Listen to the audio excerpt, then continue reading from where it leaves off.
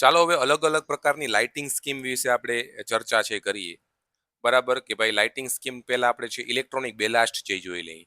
Electronic ballast છે કેને કહેવામાં આવે, જે ટ્યુબલાઇટની અંદર ઉપયોગ થાય છે. કેમાં? ટ્યુબલાઇટમાં છે ઉપયોગ થાય ઇલેક્ટ્રોનિક બેલાસ્ટ.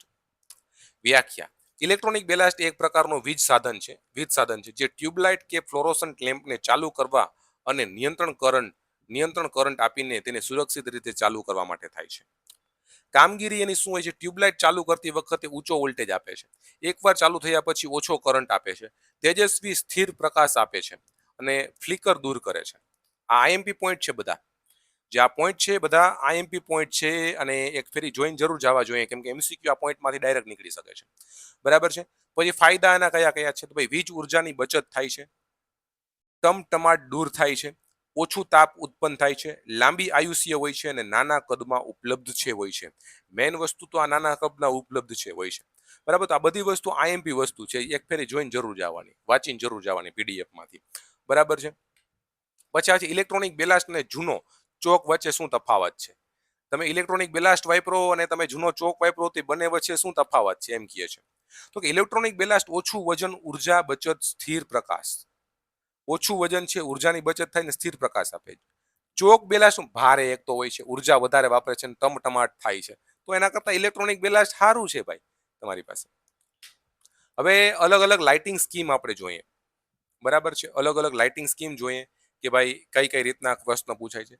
સીધી પ્રકાશ ડાયરેક્ટ લાઇટિંગ સ્કીમ 80 થી 100 પ્રકાશ સીધો નીચે કામની જગ્યા ઉપર પડે છે. ઓફિસમાં અને વર્કશોપ ને લેબમાં ઉપયોગ છે થાય છે.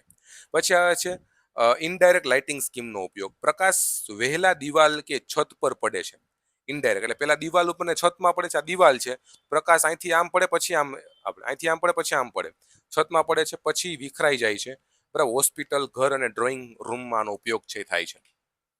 પછી સેમી ડાયરેક્ટ લાઇટિંગ, તો કે મોટા ભાગના પ્રકાશ સીધો નીચે જાય છે, થોડો ઉપર પણ જાય છે. શાળાઓમાં અને લાઇબ્રેરીમાં આ વસ્તુ થાય છે.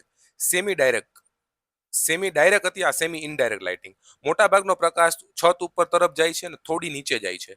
હોલ અને રેસ્ટોરન્ટમાં આનો ઉપયોગ છે થાય છે. સામાન્ય વિખરાયેલો પ્રકાશ, જનરલ ડિફ્યુઝન, પ્રકાશ બધે અસમાન રીતે ફેલાય છે. મ્યુઝિયમ અને આર્ટ ગેલેરીમાં. બરાબર. આઈએમપી છે, આ પૂછાઈ શકે. પછી આવે છે, ચાલો આના એમસીક્યુ જોઈએ. ઇલેક્ટ્રોનિક બેલાસ્ટનો મુખ્ય લાભ છે એ શું હોય છે? ભાઈ ઓછું વજન હોય છે, ખર્ચ ઓછો હોય, ટમટમાટ દૂર થાય છે એટલા માટે. ડાયરેક્ટ લાઇટિંગ કેટલા ટકા પ્રકાશિત આપે? 80 થી 100% પ્રકાશિત તમને આપે છે. બરાબર. ઇનડાયરેક્ટ લાઇટિંગમાં પ્રકાશ પહેલા ક્યાં જાય છે? ઇનડાયરેક્ટ લાઇટિંગમાં છત અને દિવાલ પર જાય છે. બરાબર. ઓફિસ માટે કઈ લાઇટિંગ સ્કીમ શ્રેષ્ઠ હોય છે? ઓફિસ માટે ડાયરેક્ટ લાઇટિંગ સ્કીમ બેસ્ટ હોય છે. જનરલ ડિફ્યુઝન લાઇટિંગ ક્યાં વાપરવામાં આવે છે? તો કે ડ્રોઈંગ રૂલમાં જ આપણે મ્યુઝિયમમાં અને એમાં ઉપયોગ થાય છે જનરલ લાઇટિંગ ડિફ્યુઝન સ્કીમ. બરાબર. એટલી વસ્તુ. તો આ આઈએમપી પીડીએફ છે, એકવાર જરૂર આઈએમપી પીડીએફ આ વાંચીને જાવી. બરાબર. હરખી રીતના વાંચીને જાવી તમારે આઈએમપી પીડીએફ. આ રેડી, ડન. તો આ કમ્પ્લીટ થઈ ગયું.